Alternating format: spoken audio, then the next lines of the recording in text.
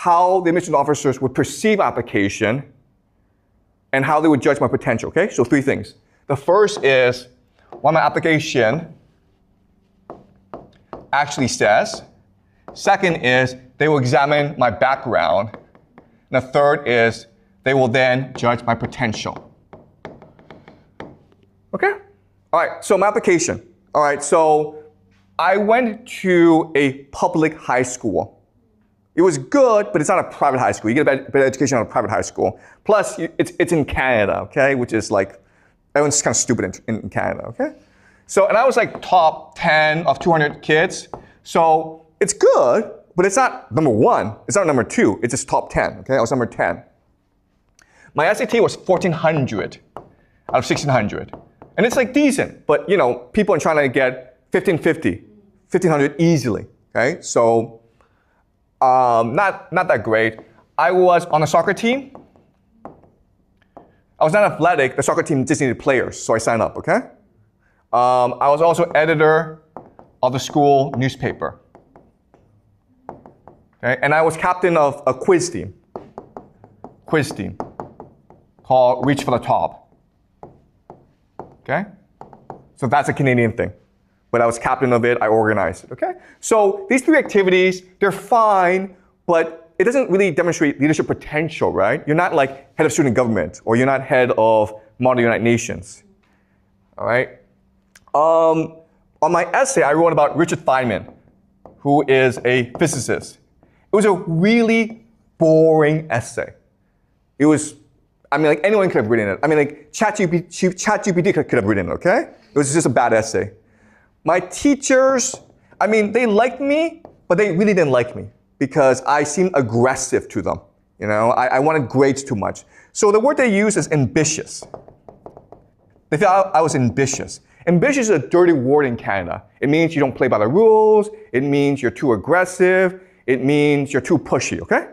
All right, so this is my application to Yale. As you can see, it is a decent but not a stellar application. So how did I get in? Well, because there was some information that they could also derive from application that made them interested in me, okay? The first is that I was poor. So I couldn't even afford the application fee. I had to apply for a waiver for my application, for my application, okay? So I was poor because I was an immigrant. So I was born in China in 1976, and my family went over when I was in 1983 when I was like 6. Okay? So I was a poor immigrant in Canada. I transferred high school. So I was in a poor high school, then I went to a rich high school. Okay? So basically I switched neighborhoods. My family lived in a poor neighborhood, and then I applied to go to a rich high school in a different neighborhood. So I had to take the subway there every day, and I spent like half an hour on the subway. And guess what, guys? Canadians don't like that, okay? Canadians want you to stay where you are, and that's it.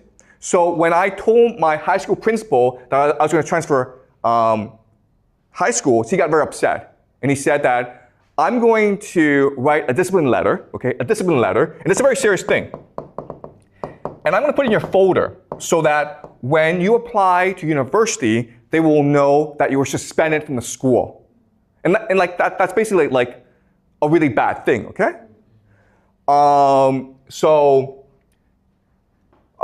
got this discipline letter, and when I went to the rich high school, I had no friends. Why? Because they didn't like me. Because they don't like it when someone new comes in. Okay, I didn't know their culture. I'm sort of like ambitious, and I was grade grubbing. But the thing is, I was desperate because my family was very poor, and I wanted a better life, okay? Okay? So, again, they know all this, okay? They know I'm an average student, and they know that I'm pushy and ambitious. And that's why Yale let me in. Because it's clear from this information that I had dissociative personality disorder.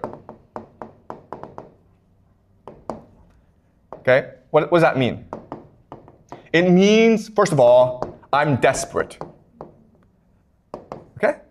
desperate means like, if I don't get into Yale, I'll probably kill myself.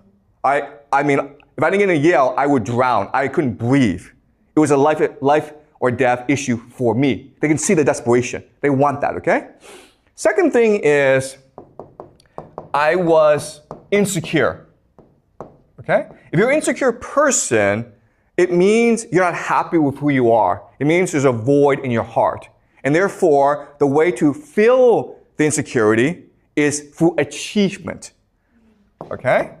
So if I made $1 million, I wouldn't be happy. I would need to go make $2 million. If I made $10 million, I would see people around me who had $100 million, and I would be like, I need to go make $1 billion, okay? So an insecure person sees the world as a competition. And you're always achieving, okay? And that's how you succeed, okay? And the third thing is, I was not a moral person, okay? I was ready to break the rules in order to succeed, transgressive, okay? So I was not supposed to leave my poor high school and go to a rich high school. That's breaking the rules in Canada. It's not illegal, but you're not supposed to do that. And I didn't care. The principal said I couldn't do that. I said to him, screw off. I'm still going to do it. I went to the rich high school. Everyone said to me, you're not welcome. I said, I don't care. I'm going to get my good grades, and I'm going to get into the Ivy League. I don't need you guys, okay? So they saw the desperation, they saw the insecurity, they saw the hunger and the immorality. And this is all part of dissociative personality disorder. And that's why they let me in. Because it's possible I go crazy, okay? It's possible I become depressed, but it's also possible I change the world. Okay? Does that make sense? That's how they think. Because they're a venture capital firm. They're looking for the riskiest investment with the best possible return. They're looking for people who can become president of the United States, who can change the world, who can make a name for themselves. Because if they do that, that makes Yale look good. So you remember the name, okay? It's all about brand name recognition. Okay? Does that make sense? All right. Okay.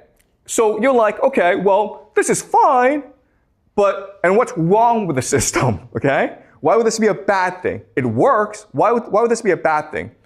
Well, the problem with this is because Yale, Harvard, and Princeton is so powerful, not only are they looking for people with trauma, okay? I was traumatized as a child, but they're also traumatizing the world. Okay, if that makes sense.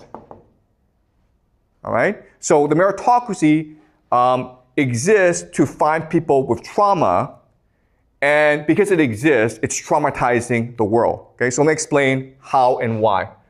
This system, the meritocracy, the way it's set up, it creates trauma. Okay, so let me explain why. So let's look at university, Yale. Then we'll look at high school. Okay, then we'll look at parenting. Okay. So you think, oh, you get into Yale, you can just coast, you're happy, life is simple. Okay. The fact of the matter is that when you get into Yale, Yale is actually the Hunger Games. Have you read the book, The Hunger Games? It is a relentless competition. Because once you're in Yale, you're still competing. But now you're competing against the most competitive people in the world, okay? So maybe at this school, you can be the best student. Your parents love you. You have lots of good friends. You're head of student government. You feel really good about yourself. You go to Yale, and then you recognize that you're a nobody. Your parents are far away. And you're now in competition with the best students from all around the world who all want to kill you because it's a zero-sum game, okay? Only the strongest survive. And so everywhere you go, it's a competition. In the classroom, it's a seminar style, so you're with 20 other students, and the professor's asking you questions, and you're all competing to impress the professor, okay? Outside the classroom, you're competing to get into clubs and something called secret societies, okay? But you're also competing for graduate school, for law school, for medical school, for scholarships like the Rhodes Scholarship, okay? So Yale, it sounds nice, but once you get in there, from the first day, it's an endless pursuit of achievement. It's just competition after competition after competition. Wherever you go, you're being judged by someone, okay? You're being judged by the professor or your classmates, and everyone's looking to like basically kill each other because it's a winner-take-all system, okay? So this is very traumatic, and it makes you so insecure that you go through life thinking like life is just like that. Everyone's an enemy. I have to achieve and achieve in order to feel good about myself. I cannot stop working hard, otherwise I will be killed by other people, okay? So people who graduate from Yale have a deep sense of insecurity, even those who come from the wealthiest families. Okay? They're always looking to achieve. And that's what Yale wants. That's what Harvard wants, because these are the people who will be most successful in life, okay? They're not happy with $1 million, they want $1 billion. Once they have $1 billion, they want $10 billion, okay? It never stops. Okay, so to get into Yale, you have to go through high school.